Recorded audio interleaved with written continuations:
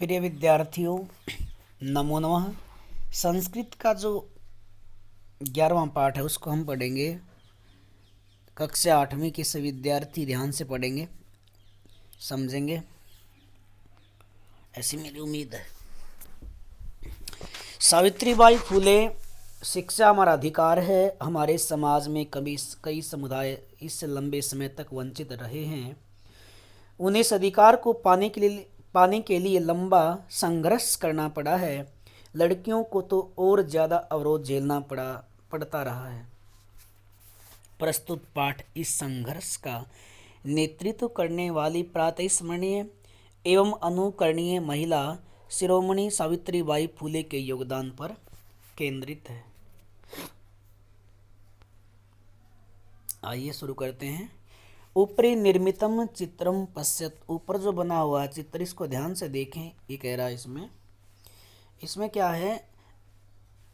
ऊपरी निर्मितम चित्रम पश्यत इदम चित्रम कस्याचित पाठशालाया वर्तते। यह चित्र किसी पाठशाला का है। इयम सामान्य पाठशाला नास्ति, यह कोई सामान्य पाठशाला नहीं है। यमस्ति महाराष्ट्र से प्रथमा कन्या पाठशाला, यह महाराष्ट्र की प्रथम कन्या पाठशाला है।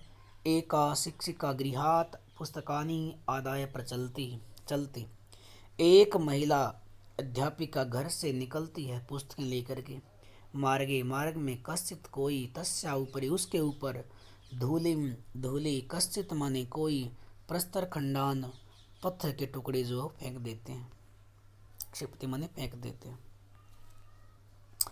सा वैसा दृढ़ निश्चयात न विचलती, परंतु अपने दृढ़ निश्चय से विचलित नहीं होती।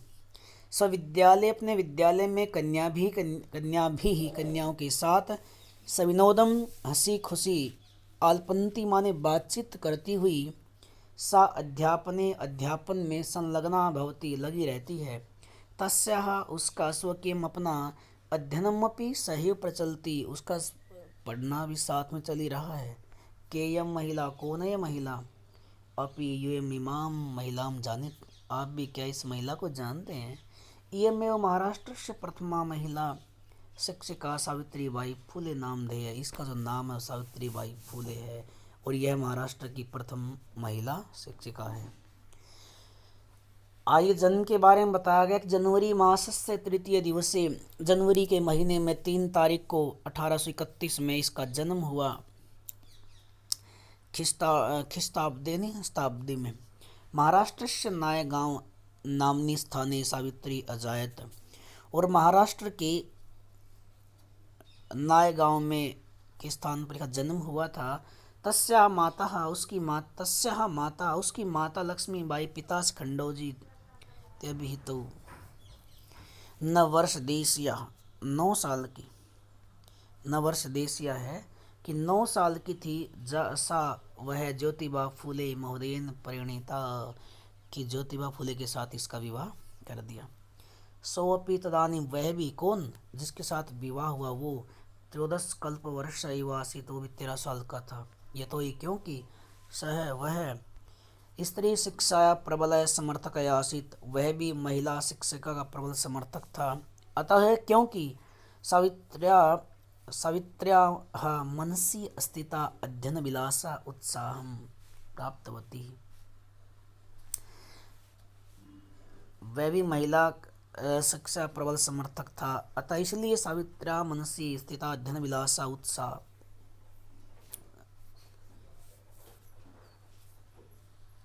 इतः परम सा, यहाँ से परे, सा सागरम आंग्ल भाषायापि अध्ययनं कृतवती, यहाँ से परे उसके बाद आंग्ल भाषा का भी अध्ययन करती रही। फिर 1848 ईस्वी में पुणे नगरे सावित्री ज्योतिबा महोदयेन सह कन्यानां कृते प्रदेशस्य प्रथम विद्यालयम् आरभत।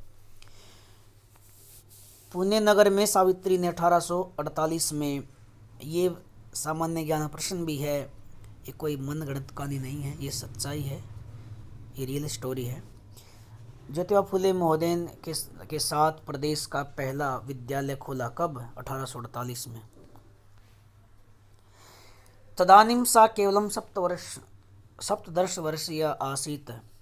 सप्तदशवर्षीया आसीत्। उस समय इसकी उम्र थी 17 साल की। 1851 में अस्पृश्यत्वात् तिरस्कृतस्य समुदायस्य बालिकानां कृते पृथक्तया तस्या अपरे विद्यालय प्रारब्धः।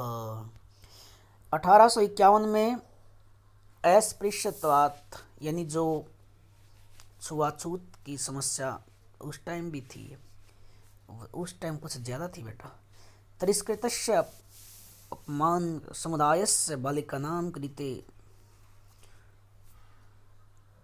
अलग से विद्यालय खोल दिया। भाई लोग कहते थे कि ये भाई छुआ, ये ऐसे हैं, निम्न जाति के लोग हैं, ये देखा तिरस्कार को हो रहा है, उसको हट करके उसने क्या किया फिर, उनके लिए अलग से विद्यालय खोल दिया।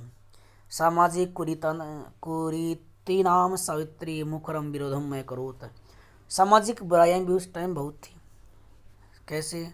विद्वानाम शिरोमुंडनस्य निराकरणाय सा साक्षात नापितैः मिलितः। जिसका पति मर जाता था उस विधवा को का सिर यानी उसके बाल काट दिए जाते थे। इसके निराकरण के लिए वो साक्षात नापितैः मिलिता, उनके जो हेयर ड्रेसर रहते हैं, नाई जो होते हैं, उनसे मिली, बाल काटने वालों से। फलतः केचन नापिता, परिणाम फल क्या मिला? केचन नापिता, कुछ अस्याम रूढ़ौ सहभागिताम अत्यजन, कुछ ने इसको छोड़ दिया, इस काम को करने से मना कर दिया। एक बार क्या देखा उसने? सावित्रा मार्ग में दृष्टम देखा, यत् की कूप माने कुआ के, निक्षम माने पास में, क्षीण वस्त्रावृता फटे पुराने कपड़ों से ढकी हुई, तथा कथिता निम्न जाति या काश्चित नारी है, निम्न जाति की कोई नारी थी, जल पातुम, जल को पातुम माने पीने के लिए, याचनते स्म, याचना करती है, और उच्च वर्गीय उपवासम कुर्वन्तः, जो उच्च वर्ग के लोग हैं उसका उपवास करते हुए, कुपात माने कुएं से, जलोधरणम अवार्यन, ढक्कन नहीं हटा रहे वो, इतने कलाकार थे वो। सावित्री एतत् अपमानम सोढुम न शक्नोत, सावित्री ने यह अपमान सहन नहीं किया, नहीं हुआ। सा ता स्त्रिय, वह ता उन स्त्रियों को निज गृहम नित्यवती, अपने घर पर ले जाती है। तड़ागम दर्शित्वा, वो तालाब को दिखा करके, एकथित कहा, यत यथेष्टम जलम नयत, यत यथेष्टम, जो आपकी जैसी इच्छा है, जितना इच्छा हो जल को ले लीजिए।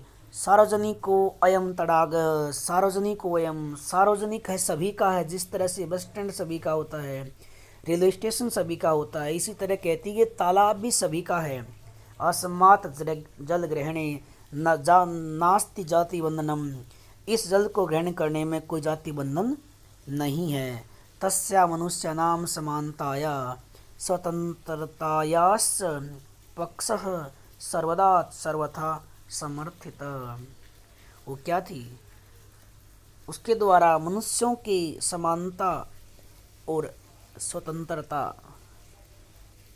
का पक्ष हमेशा वो रखती थी। कौन? सावित्रीबाई फुले। महिला सेवा मंडलम, शिशु हत्या प्रतिबंधक गृहम इत्यादिनां संस्थानां स्थापनायां फुले दंपत्यो अवदानम महत्वपूर्णम। महिला सेवा मंडल, शिशु हत्या प्रतिबंधक गृह, इनकी स्थापना, इन संस्थानों की स्थापना में दोनों का, किस किस का? सावित्रीबाई फुले और उसके पति परमेश्वर, दोनों का महत्वपूर्ण योगदान है। सत्यशोधक मंडलस्य गतिविधिषु अपि सावित्री अतीव सक्रिय आसीत्। सत्यशोधक मंडल की गतिविधियों में सावित्री बहुत सक्रिय थी।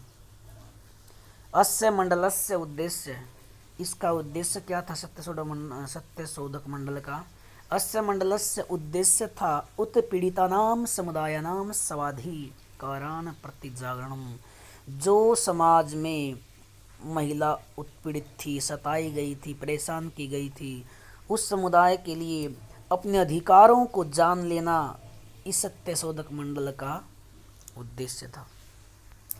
सावित्री अनेकाः संस्थाः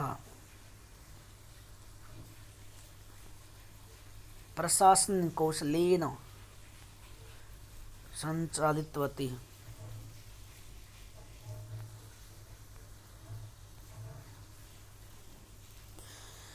सावित्री अनेका संस्था प्रशासन कौशलेन संचालितवती, चला रही थी सावित्री अनेक संस्था।